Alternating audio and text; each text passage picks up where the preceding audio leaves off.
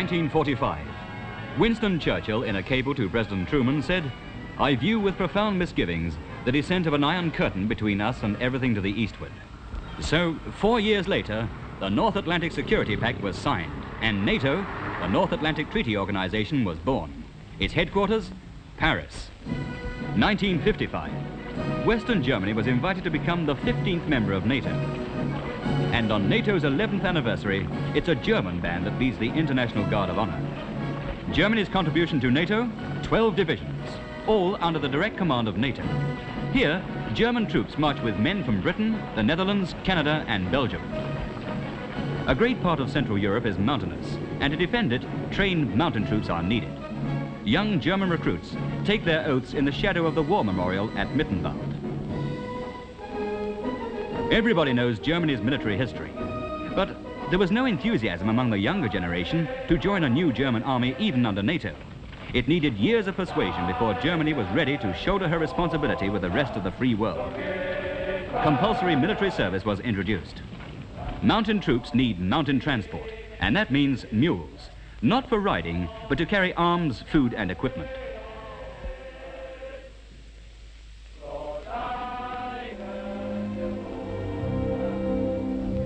As long as there are roads, the troops ride in lorries, and so do the mules. Mules may be stubborn, but they're not stupid. So why be stubborn when there's a free lift going? There's plenty of work ahead when they get to the training area.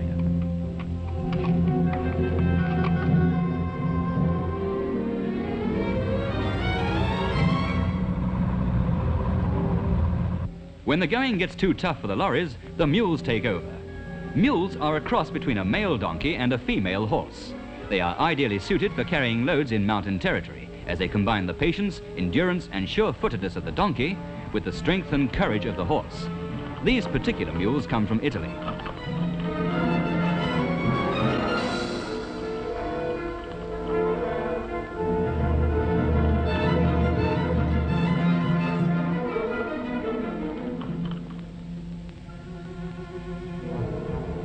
But even the sure-footed mules can go no further than this, and from now on, the men are on their own.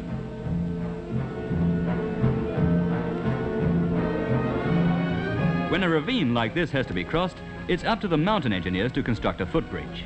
You'd be wasting your time trying to persuade a mule to cross here. You might think that only a madman would take an attacking army across mountains like this. But over 2,000 years ago, Hannibal crossed the Alps with his elephants, and that lesson has never been forgotten.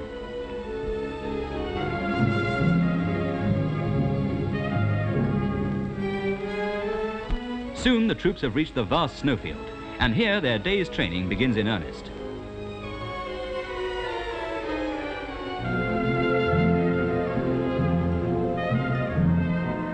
Skiing isn't an easy art at the best of times, and skiing with weapons and equipment can be a very hazardous business.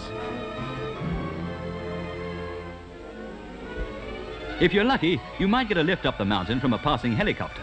It saves a long, dreary uphill trudge.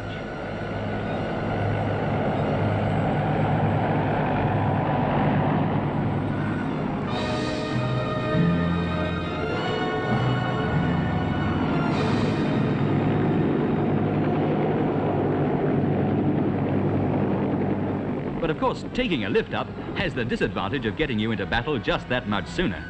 But a battle is a battle, however you arrive there, and it's no place to stand about and admire the scenery.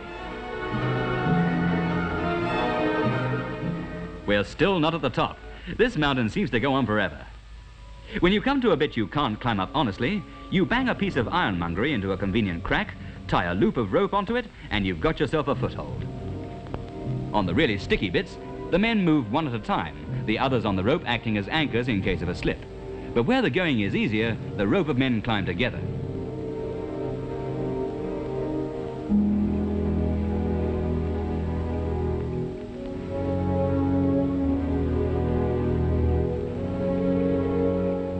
Soldiers are trained always to keep off the skyline.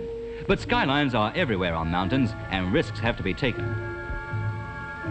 9,000 feet and still climbing. And what happens when they get to the top?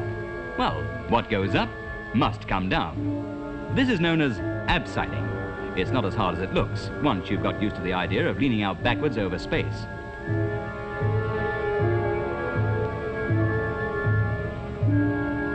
This is much trickier, but wounded men have to be got down too. And if he's not too seriously hurt, this is as good a way as any.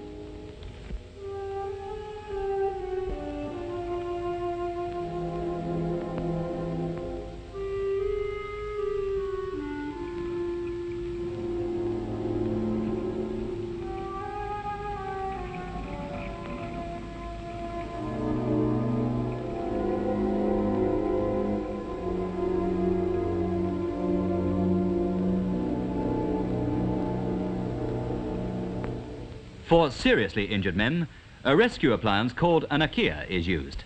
This was developed in Finland and is now used throughout the world. Alpine troops have rescued many injured civilian climbers with this piece of equipment.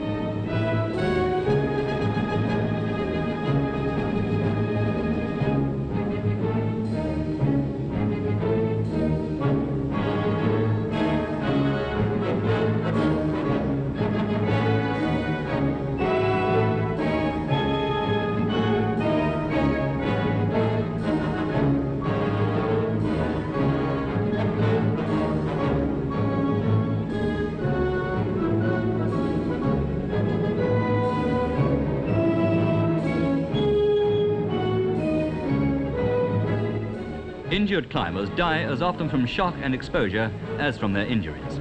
So in a rescue operation, speed is essential in getting the wounded person to hospital. And here the helicopter comes in useful again. A wounded man can be whisked from an alpine snowfield to an operating theatre in a matter of minutes. Not all their training is done on snow. Here the recruits train in normal infantry attack,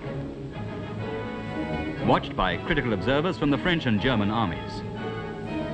Mortars always were inclined to be noisy, and they don't seem to have changed much.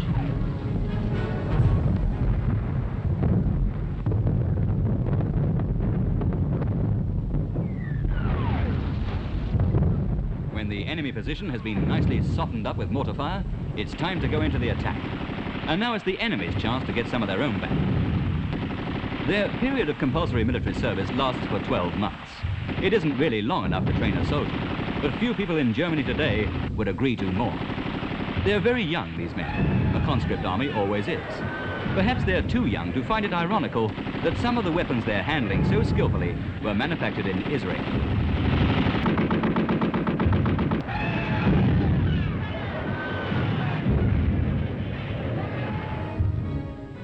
Joint maneuvers with other NATO forces are routine. Here, British and German tank commanders plan an attack. The British squadron leader gives his orders to the troop leaders. Meanwhile, the crew share a friendly cup of tea. The tank commanders return to their tanks and the operation is about to begin. This is to be a leapfrog attack. The German tanks will give covering fire while the British tanks advance. Then the British will cover a German advance.